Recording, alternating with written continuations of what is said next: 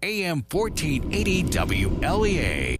Well, the big story is going to be not what happened this past week so much, but what's coming next Tuesday. That's November 4th, Election Day. Today's show is going to be about the candidates and their propositions on the ballot. It's time for Top Story on AM 1480 WLEA Hornell. Here's Brian O'Neill. On the line with us, Steuben County Election Commissioners, Republican Vicki Olin and Democrat Kelly Punzel. Vicki, thanks for being on the line with us. Hi. And Kelly, thanks for joining us. Thank you. Vicki, wanted to ask you this, and we talked about this on the phone on Friday early afternoon. Are there any pitfalls to avoid in this election? You know, every election, everywhere, every county in the country, I think, in every election, has a dimpled Chad situation like they had in Florida a few elections ago. Any pitfalls to avoid? Any thoughts on the ballots, flipping the ballots over, all that sort of thing? What do people need to know about this coming election as far as the ballots and the process of the voting booth and the elections go? Well, one of the big things is going to be for this election is that, one, we do have 3 propositions on the back of the ballot. So people are going to want to remember to flip it over and vote on those. But the other thing is, a lot of the candidates, as you know, run on more than one party line for the same contest.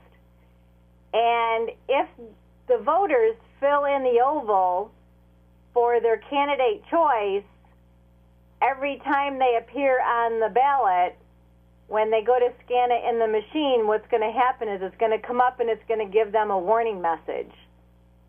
And it's going to ask them to do something.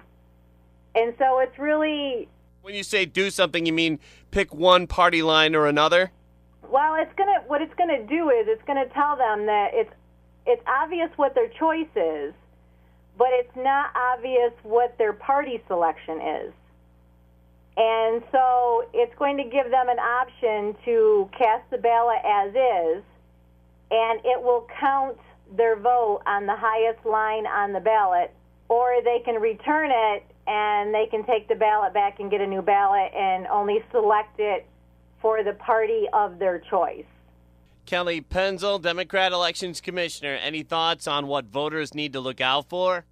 I would just say started the ballot carefully, and when they finally go up to the machine and scan their ballot in, to wait and let it register, because it'll tell you that it's casting the ballot, because we have people that, and this is experience being out as a poll checking on poll sites, that they'll walk up, scan their ballot, and walk right away. And sometimes it'll automatically kick it out if there's a problem on the ballot.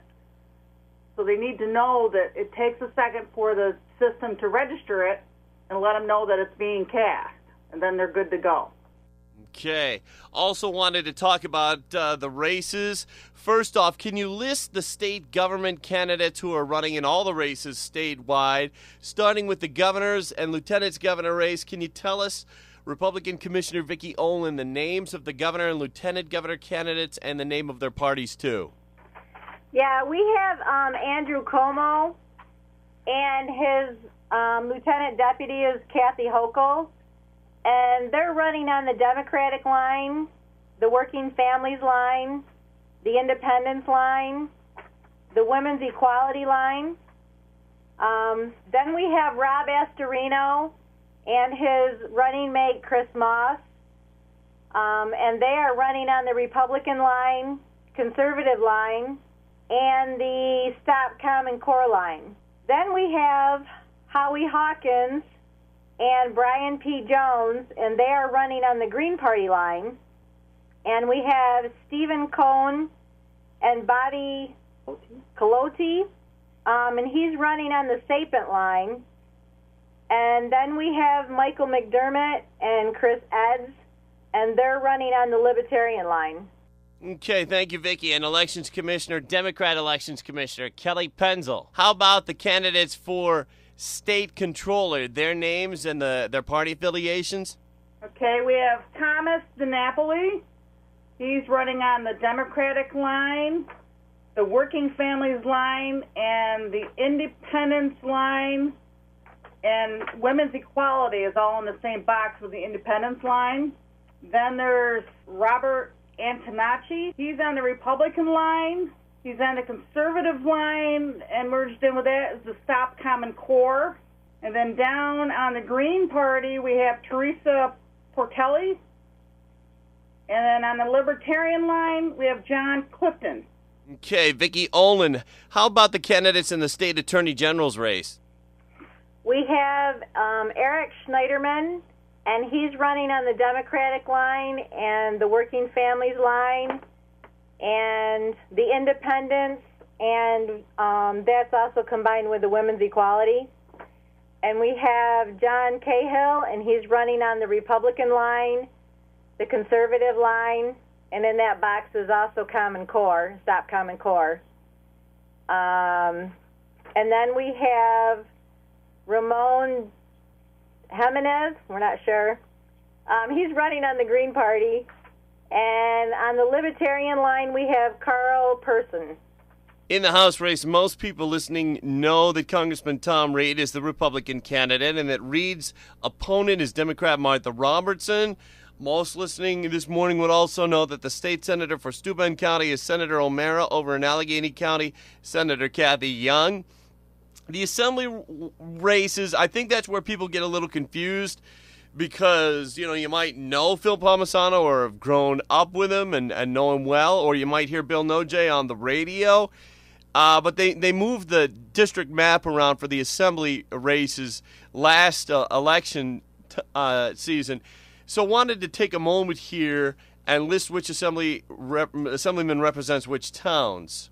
The three local assemblymen for our listeners are Assemblyman Bill Noje, Assemblyman Phil Palmisano, and Assemblyman Joe Giglio. Noje represents Livingston County, a little of Monroe County, and in Steuben County, Noje handles Hornell, Arkport, Wayland, Cohocton, Plattsburgh, Town of Dansville, and Hornellsville. Assemblyman Phil Palmisano, his district is all over the place. Chemung, Seneca, Schuyler counties, and then for Steuben counties, Palmisano represents Canisteo, Hartsville, Cameron, Thurston, Campbell, Corning, Woodhull, Tuscarora, Lindley, Caton, Fremont, Avoca, Howard, Bath, Wheeler, Urbana, Bradford, Wayne, and Pulteney. Assemblyman Joe Giglio is the assemblyman for Cattaraugus County and in Allegheny County, too. For Steuben County, Giglio represents West Union, Troopsburg, Greenwood, and Jasper. Sorry if that took a little time, but I think it's important that people understand who their assemblyman is. Again, there could be some confusion there because they changed the map in the last election, and a little confusion there possibly. We're talking with the Steuben County election commissioners. That's Republican Vicki Olin and Democrat Kelly Penzel. Would like to cover the local races for our listening area with them. Not the whole county, but our part of the listening area for the county. It is quite a large county after all. Starting with the local races for Hornell, Democrat Commissioner Kelly Penzel, if you could give the list of local candidates for Hornell. Okay, for the Hornell City Ward 1, for Alderman, it's just a one-year unexpired term. The Democratic line, we have Melissa M. Ponticello. And then for Hornell City District Ward 3, Alderman, one-year unexpired term, a Republican, Joseph McKay. And Republican Elections Commissioner Vicki Olin, how about the Hornellsville candidates? Well, in Hornellsville, we have a town justice 4-year term on there. We have a Diane Jones, and she is running on an independent line called Servitor. We also have a councilman race, a one-year unexpired. Robert Morrow is running on the Democratic line there. Vicki, there was one race in Hartsville, correct? Yes, we have a judge's race in Hartsville. And that was Democrat Maddie Perini. Were there any other candidates? No, we don't have any other candidates. Maddie Perini is running on the Democratic line, and she's also on an independent line, Apple Pie, but there is no other candidates on the ballot. Okay. Kelly, how about Fremont? We have a town council position. It's just a one-year unexpired term. Republican line, we have Michael Whiteman. Okay. Vicki Olin, anything you can tell us about Jasper? Yeah, Jasper has an assessor position on the ballot. It's a one-year unexpired. Ezra Segrest is running on the independent line, and his party name is 19 Fancy. All righty. Oh. What's that? I think he named that after his cow. Okay. We're talking with Steuben County Election Commissioners Vicki Olin and Kelly Penzel here on Top Story on WLEA. So far, we've been going over the list of candidates, and when we get back, we'll cover the propositions that are up for a vote on Tuesday, November 4th.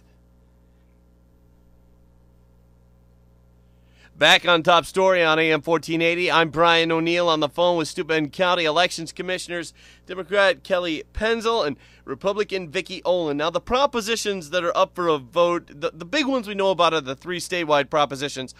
Wanted to know this. Any propositions we should know about that are specifically for the county or any towns? Well, we have 2 propositions in the town of Addison. They're looking to make their highway superintendent position appointed instead of elected. And the same thing for their town clerk. They want to make that an appointed instead of an elected position. And so those are on the ballot for Addison. And then the other one we have that there's a proposition is in Caton. They're looking to get approval to be able to sell alcohol in a restaurant there. Now, any county propositions that we need to know about on Tuesday? No, we don't have any county propositions this time around. There are 3 statewide propositions. Prop number 3 is the one that most people will care about in our listening area. Prop 3, the Smart Schools Act. That's that proposition on whether to take out a bond for $2 billion to spend it on improving technology that students will use in schools in New York State. That, like many other issues, turns into a left and right issue. You hear the liberals saying that all students statewide should be on an even playing field. The conservatives saying that it's going to cost a lot of money and it's pointless to learn technology in school because that's all quickly outmoded. I think most people who listen to the station regularly are familiar probably with Prop 3. How about Props 1 and 2? Kelly or Vicki, either one of you could explain Prop 1? Prop 1 has to do with redistricting. It has to do with they're gonna, let me look at my notes here. They're gonna appoint an independent redistricting commission, and they will every 10 years, looks like every 10 years, after the census comes out, they look into redistricting the lines for state legislative and congressional districts, and this commission is they're going to have 8 members on it, and they're going to propose possible, moving the district lines, depending on the census count. And from what I understood, Kelly, they were going to set up some kind of government commission that would a new government commission that would deal with the redistricting. Yeah, they're calling it the Independent Redistricting Commission. And it says it's going to be 8 members will be appointed by the 4 state legislative leaders, and the remaining 2 members will be appointed by 8 legislative appointed/appointed members. These remaining 2 members cannot, in the preceding 5 years, have been enrolled in either of the 2 major political parties in the New York State. So basically, 2 of them have to be kind of neutral. Yeah. Okay, and on the statewide Prop 2, Proposition number 2, again, either Vicki or Kelly on this one? Basically what they want to do here is that they want the state legislators to be able to get the bills on computers instead of having to print them out. They figure by doing that, they'll save a lot of money and a lot of trees by doing things electronically. And there's some specific things in the law about if they do it electronically, that any change that's made to the bill that has to be recorded electronically to show who made the change and what the change was, so people can't be going in and altering things. So that's pretty much what that is. I think they're just looking to kind of bring up how they get the bills into today. to them. instead of, getting them on paper. I can only imagine what it must take them to, print everything out, how long it must take them, let alone how much paper. Do you think this will improve the policy that you see some pulling up there in Albany in the legislature, where things are introduced late at night or the last minute? Right, and it does state in here that it has to be to the legislators at least 3 days before they vote on it. We're on the line today with Steuben County Election Commissioners Vicki Olin and Kelly Penzel. Wanted to ask you quickly about the petition objections that were filed in Steuben County. Understand there were some objections to the political petitions filed in the Corning City Judges race. Wondering, were any of the candidates thrown out on that? I don't follow Corning news too closely in situations like that. No, none of them were thrown off. Basically, only one of them had the specifics filed for the petition, which actually tells us what it is that they're actually, objecting to. And one of those was they were stating that the oath had not been given by the notary public because they were a conservative petition for somebody who was running, who was a Republican. And so we can't rule on those things because that's kind of really considered fraud. And so something like that would have to be heard in a court of law. So allegations of fraud there in one of the political petitions, and do you know if any court is going to rule on that, Vicki?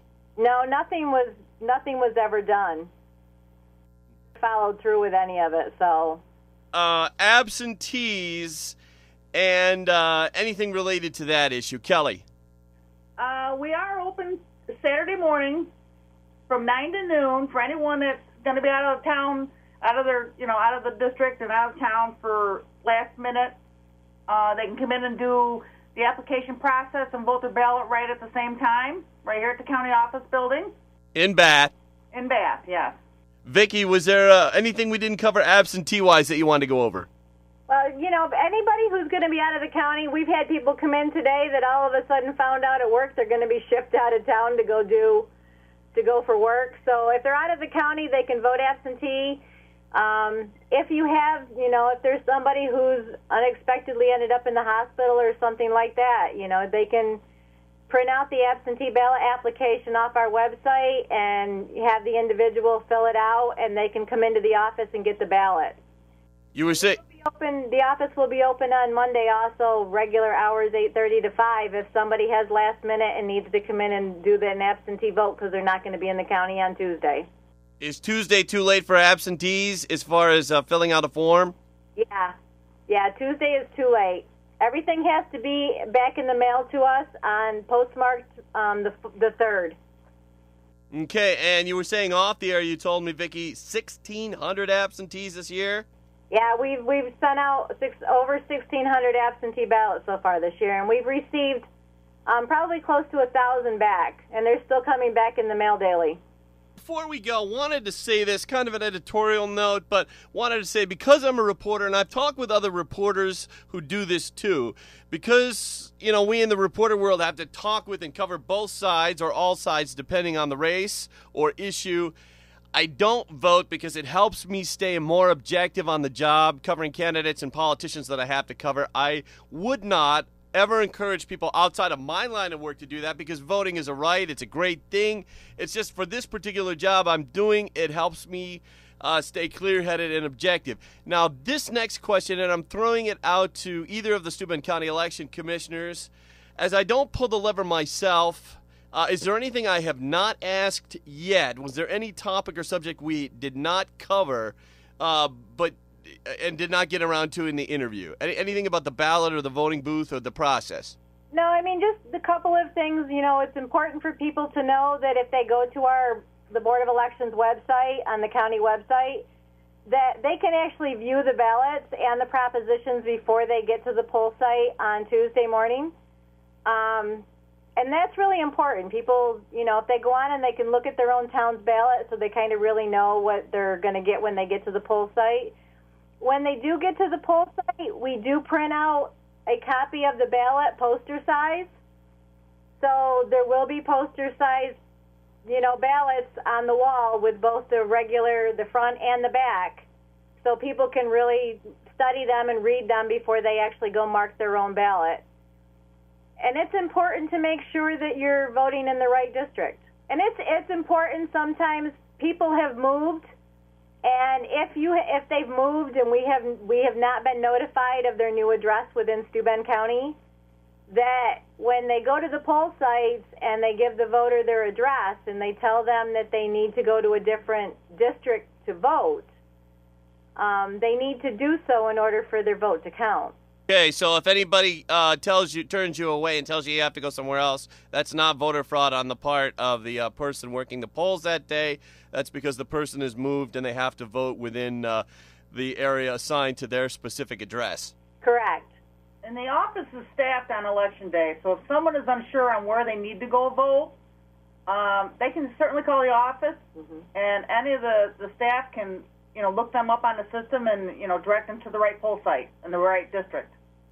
Okay, Republican Elections Commissioner Vicki Olin and Democrat County Elections Commissioner Kelly Penzel, thank you very much for joining us today. Thanks for having us. Election Day is November 4th. Hope everybody out there, besides reporters who choose not to, hope that everybody else votes. It's AM 1480 WLEA. InfoTrack is next.